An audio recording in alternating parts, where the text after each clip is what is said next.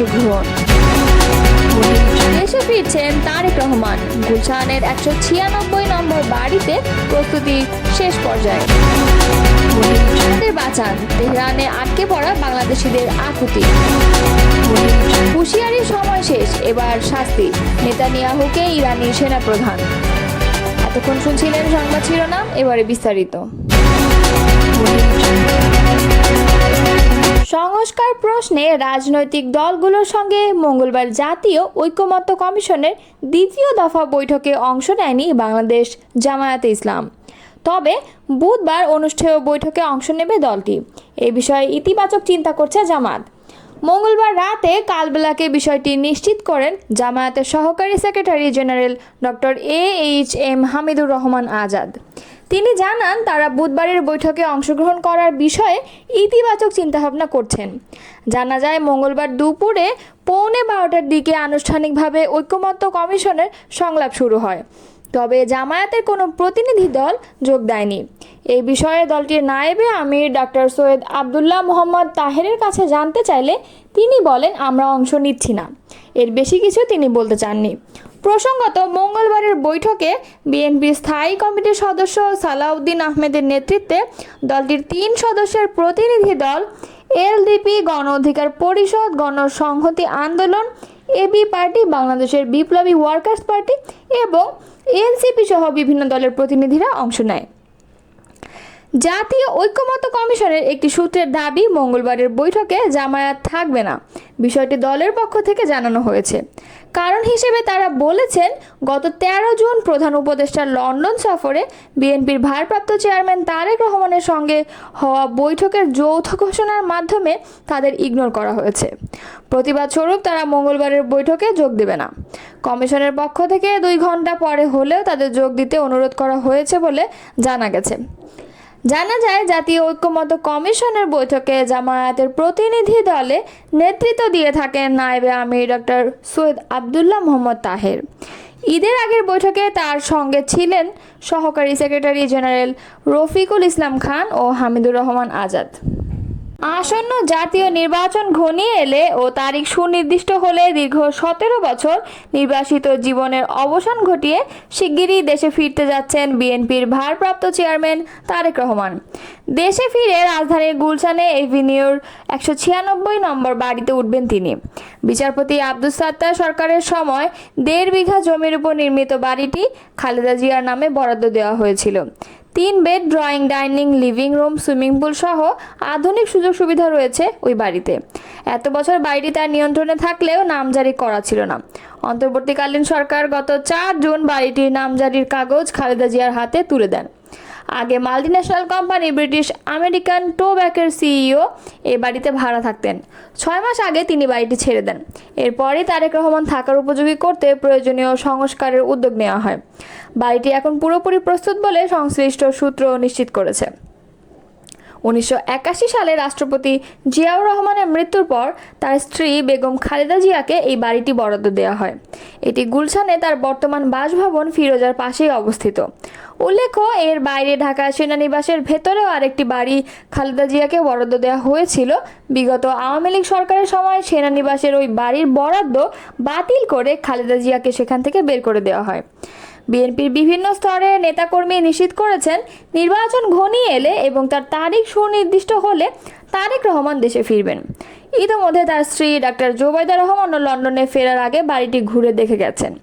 এছাড়া 1981 সালে তৎকালীন রাষ্ট্রপতি হুসাইন মোহাম্মদ এরশাদ সেনানিবাসে প্রায় 9 বিঘা জমির উপর নির্মিত আরেকটি বাড়ি খালেদা জিয়ার নামে বরাদ্দ দেন।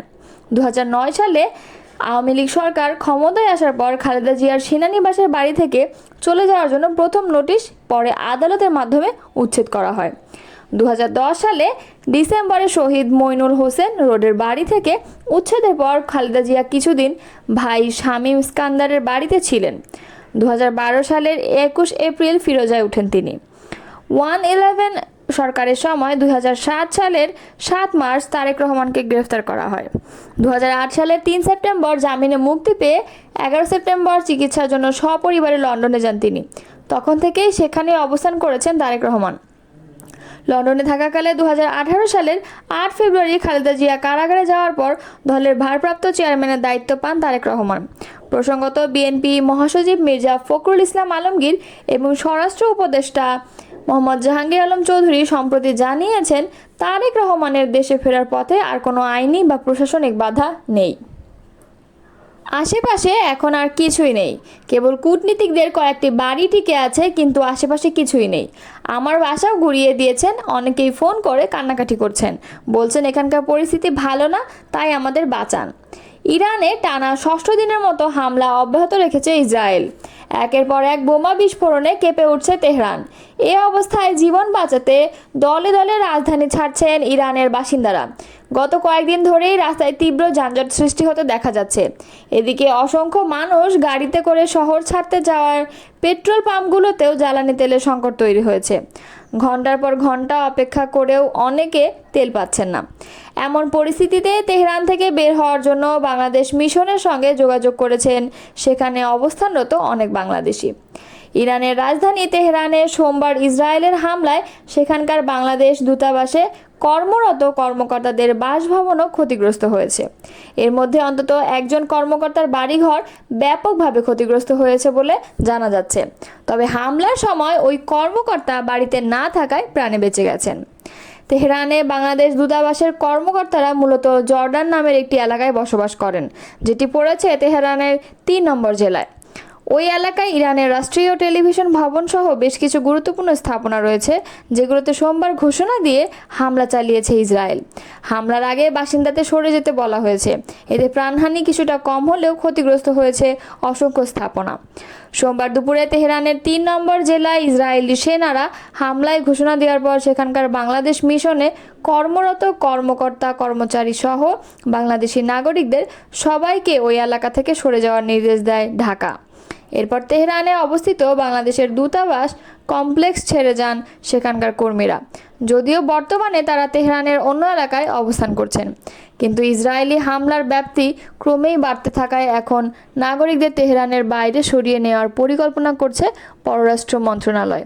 ইরানের সশস্ত্র বাহিনী chief of staff major general Abdur Rahim Musavi ঘোষণা করেছেন, দখলদার ইসরায়েলি শাসনের বিরুদ্ধে শীঘ্রই শাস্তিমূলক অভিযান শুরু করতে যাচ্ছে ইরান। মঙ্গলবার রাতে এক ভিডিও বার্তায় তিনি বলেন, ইরান এখন পর্যন্ত যে পাল্টা হামলাগুলো চালিয়েছে সেগুলো মূলত সতর্কবার্তা এবং প্রতিরোধমূলক ছিল। প্রকৃত শাস্তিমূলক অভিযান এখনও শুরু হয়নি। মঙ্গলবার এক প্রতিবেদনে এ খবর দিয়েছে তাসনিম নিউজ। তিনি বলেন, যেসব সামরিক অভিযান আমরা এখন পর্যন্ত চালিয়েছি তা শুধুই হুঁশিয়ারি। ইসরায়েলি আগ্রাসনের প্রতিক্রিয়ায় এখন শাস্তির পালা আসছে। ভিডিও বার্তায় মুফতি ইসরায়েল অধিকৃত ফিলিস্তিনি ভূখণ্ডের অধিবাসীদের, বিশেষ করে তেল আবিব ও হাইফার বাসিন্দাদের উদ্দেশ্যে হুঁশিয়ারি দিয়ে বলেন, জীবন বাঁচাতে এসব এলাকা ত্যাগ করুন। বেনিয়ামিন নেতানিয়াহুর পশুত্বসুলভ আকাঙ্ক্ষার বলি হবেন না।